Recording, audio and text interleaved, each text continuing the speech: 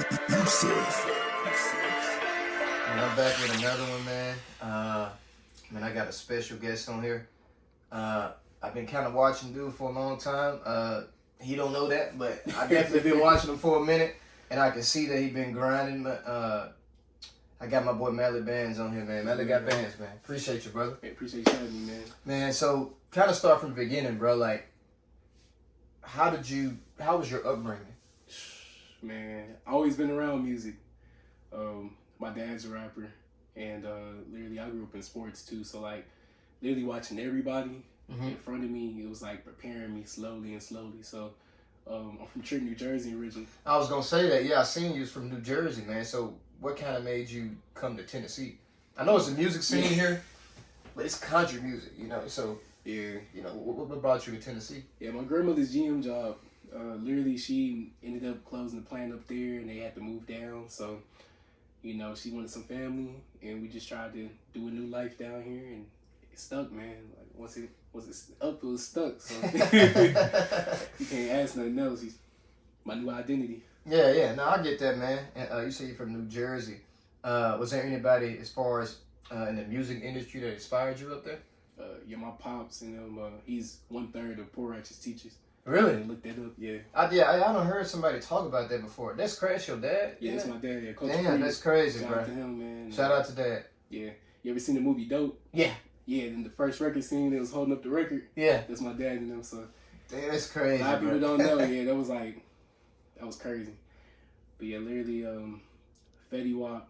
Definitely Fetty Wap. Yeah, shout out to Fetty Wap. Yeah, I got a chance to meet Queen Latifah and stuff like that, hang out with them, Redman, Tretch, like they all family, so. So you was kind of around the music early. Yeah, like. So you kind of seen your dad do the music, and that's kind of what inspired you to do it as well? Facts. Like, really just like through sports too. Like everybody else was telling me, hey, you gotta rap. You gotta rap. You already got the swag. You go ahead and rap. I was always pushing my other teammates to rap because they was doing anything in high school, and I was like, I need to put this on the radio the whole time. I'm supposed to be the one doing it. Yeah, type shit. So what's just kind of, I know you say you was inspired by music by your dad and some other people, but what kind of gave you that confidence to go forward with it and say, okay, I'm finna put out my first track? So I was big into clothing, like back in the day, and literally I needed like a promotion record. I was like, everything go viral, jingles, all this other stuff, and I remember I was just cleaning up when I had came home from college, and I had got this beat from Cash Money AP, and I was just playing. You know what I'm saying? Singing the hook. I was like, too hard. And literally, my dad walked in, he was like, no, we gotta record that now. He was like, that's the perfect promotion. So we do that. I make a music video for the record and stuff like that. And then the rest was history. Everybody was like, nah, we need more music. So I just made my first EP, and then from there, we just been doing music ever since. So. Man, I love that for you, bro. And how many songs did you have on that EP? It was like 4, but I did like one little skit in between, just explain everything, how I was getting into the music. But yeah, it did a lot of numbers, and then we dropped the first mixtape. And that mixtape just kind of made you go full throttle with it? Yeah. I love that, bro. And like I said, I know you moved to Tennessee. Is there anybody in the city as far as Nashville that, you know, kind of inspired you as well? Shout out to my brother Lotus Music. Shout out to Lotus Music. You know, we known each other for a long time, high school and stuff like that. And, you know, he's always been a brother to me, especially when I started my path. And Tulai Bree, shout out to him. Tulai Bree, shout out to him. I actually did my first show with him. I'll never forget that. We did it at MTSU. How was that? Man, it was crazy because he was supposed to go on before me. And, or actually after me, but he let me go before him. You know what I'm saying? And we had a time, man. It was just crazy to see where he's at now. That's what I was gonna say. Like he kind of took off, and he tapped into the country now. Like literally, we just keep crossing paths. Like everywhere I go, from Sky Deck to the Cowan to different venues I do, like we always continue to cross paths, man. It's always a good talk every time we have. Man, I love that, bro. Is there anybody in the city right now that you haven't worked with that you would love to work with? Me and Lo got to get something done. We got something on the way. And then, thinking here, let's see. Me and Valley already got something. Valley, shout out Valley. You know, he was on here. Made a world premiere on the last show. I got to give you that record. Yeah, dude definitely is talented as well. Yeah, I mess with Valley, man. Anybody else? Let's see. I only work with Blasian. Yeah. Shout out Blasian, yeah. I think she dope. She tough. She definitely tough. Yeah. Yeah. Me and Iman, we gotta get one in too, and shout out. And Pearl, OG Pearl. I gotta shout out OG Pearl. So them are some people that you haven't worked with that you want to work with. Yeah, I got close relationships with 2 out of 3 of them, but yeah, I definitely want to get them in. So man, talk about the show you just had April 1st, brother. Like, how was that? That was hectic, man. It looked like, man, from afar, it looked like you really enjoyed yourself. You had a good time. It looked like it was a decent crowd there, man. Like, how was that for you, man? Man, it's always a good time. This is my 4th installment. Mm-hmm. And actually ended up winning an award with them. And like, man, congratulations, bro. Yeah, I appreciate it. They're amazing. It seemed like it, bro. Yeah, like, it's raw Nashville, but it's true Nashville. Now we didn't switch agencies, but they're amazing family. They took me in. Shout out to D Stunner. Shout out to D Stonerville, man. They some dope dudes. Also want to work with them too. We got some on the way. And man, that show preparation is something else. Like, it looked like it was just so live and exciting, bro. Like, I'm gonna damn near jump through the phone myself. Like, that's how good it looked, bro. But it looked like you definitely enjoyed yourself doing that, though. Yeah, it's where I feel at peace at the stage. Having Valley there with me was like a surreal moment too, because it was like full circle moment. We watched each other grow up as kids together and kind of like become men. Yeah, like y'all been knowing each other for a long time. Yeah, we known each other since high school, really like middle school around that time. Yeah, like we was on different paths at that time, but always kept aware. I was like, we gonna work on something, we gonna get the EP done, all this other stuff, and yeah, just getting like different people involved, like the guitarists, the DJs and stuff. I like running from a DJ. I don't like running from the house. Yeah. You got to put on the show. I was always taught, you perform, you put on the show. Give something people could always look forward to. Definitely. And like the best feeling ever was like hearing everybody like repeat my lyrics back to me. Yeah. And sing along without me having to tell them. And I'm like, oh, this is where I'm supposed to be. That hard work paying off. Yeah, definitely, bro. And definitely keep grinding, man. Yeah, appreciate you. Talk about that Bars in the Borough freestyle cypher, man. For the culture. Yeah. For the culture.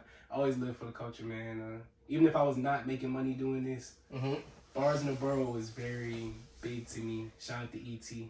You know. Shout out to E.T. Yeah, and Bars in the Borough, man. I've known him since Skydecker. He took me in under his wing, too.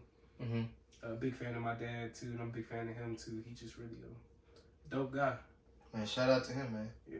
Shout out to him. Y'all should come through, man. Bars in the Borough. Really we definitely gonna have to check it out, man. What about that album, that 609 to 615, man? Like, that was my first one. That was your first one? Like, talk about that, man. Like, and that was a process, because it was quarantine going on at that time. I was just fresh off the first song and the EP and stuff. And shout out to Tim Hill. He showed me the ropes. You know, Tim Hill's a really good guy. He really sat me in the studio and was like, you're not going to need me anymore to mix and master your stuff. You got to go do it yourself. Yeah. And I'm over there building the studio during quarantine, trying to get this all together. Yeah. And I just start recording songs. And I'm over here like, I don't know what I'm doing. At first. So when I get into it, I'm over there dragging stems and stuff. And then it came out as a rough cut version, but everybody loved it because it was raw and authentic, but it still sounded good. So I was like, nah, I gotta go back years later and I gotta go tweak this and make a remastered version. So that's on the way too. And Pretty Boy Music Volume 1, I'm getting back on the streaming platform soon. Yeah, gotcha. What about that Melody Inspiration? MDI was one of the easiest tapes to make. That was just pure feelings and what I could inspire people to do. I didn't realize how much of an inspiration I was to a lot of people. So that's what kind of made you pick that title for it? Yeah. Gotcha. It was like me inspiring, like everything I do, like I inspire people. I don't even realize I do. I just think I'm just some guy. Yeah, because you gotta think about it, man. It's a lot of, you may not notice it, but it's a lot of younger artists out here that's looking up to you. It's like, damn, bro, like, bro, look like he really got something going on, and you're doing it the right way. You see what I'm saying? Like, trying to stay independent.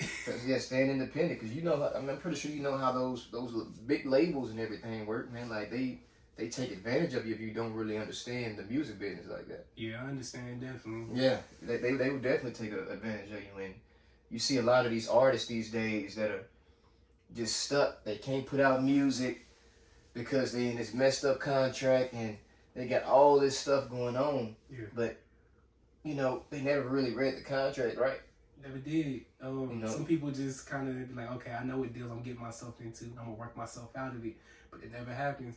The music system has always been corrupt. Yeah, and for a while. Yeah, they always know how to get you in little increments. So I appreciate the platform of Even and Bandcamp and Audio Mac even lets you take power into your hands. Shout out to Audio Mac. Shout out to Audio Mac, yeah. I came up off them Audio Mac days. You know, the mixtapes was the best. Yeah. That Spin Roller too. I was more of an Audio Mac guy because you get the exclusives.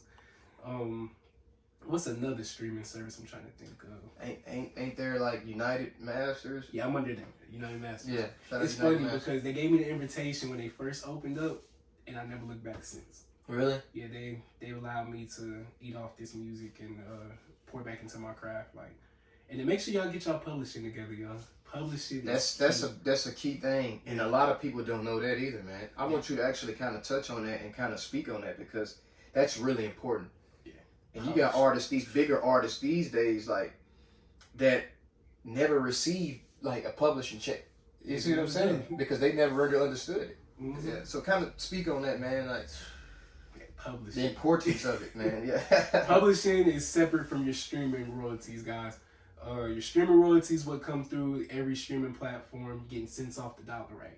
Publishing is where the money is. Yes. Right? Yes. It comes from sync licensing. It comes when people play your club songs and stuff like that. And then they play that games. Anytime a DJ spins your record, you're going to get paid if your song is registered. Register your records. And I'm going to give out some free game too. The magic number